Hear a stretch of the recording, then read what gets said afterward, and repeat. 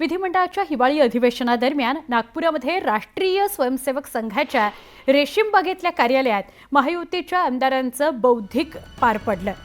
या बौद्धिक वर्गाला शिवसेना आणि भाजपचे सगळे आमदार मंत्री उपस्थित होते, तर राष्ट्रवादी काँग्रेसचे आमदार या बौद्धिक वर्गाला गैरहजर आहेत। राष्ट्रवादी काँग्रेसकडून फक्त राजू कारेमोरे यांनी हजेरी लावली।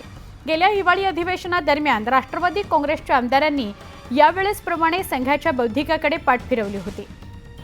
निमंत्रण सगळ्यांना दिलं गेलं होतं, तिन्ही पक्षाच्या आमदारांना। हे सक्तीचं नव्हतं, पण शिवसेना आणि भाजपचे सगळे आमदार या ठिकाणी उपस्थित होते।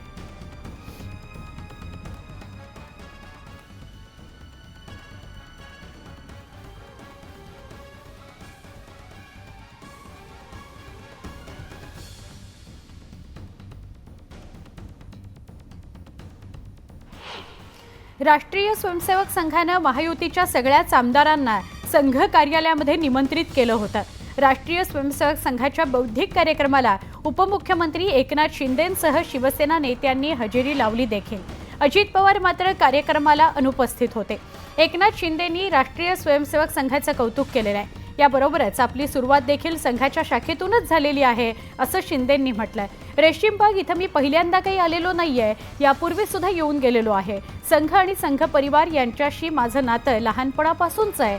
संघाच्या शाखेतूनच माझी सुरुवात झाली आणि नंतर मी शिवसेनेच्या शाखा आणि शिवसेना बाळासाहेब ठाकरे यांच्याशी जोडला गेलो।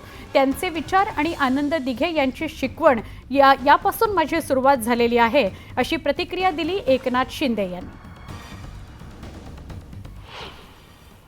हमारी शिवसेना हिंदुहृदय सम्राट बाळासाहेब ठाकरे जी और आनंदी जी के मार्गदर्शन में उनके विचार और संघ परिवार के विचार भी एक समान है, और इसलिए मुझे यहाँ आने के बाद बहुत ही सुखद अनुभूति होती है। यहाँ का वाइब्रेशन अलग है, यहाँ आने के बाद प्रेरणा मिलती है, ऊर्जा मिलती है। इसलिए जिसको सामाजिक काम करना है निरपेक्ष भावना से, उसने जरूर यहाँ पर एक बार तो आना चाहिए।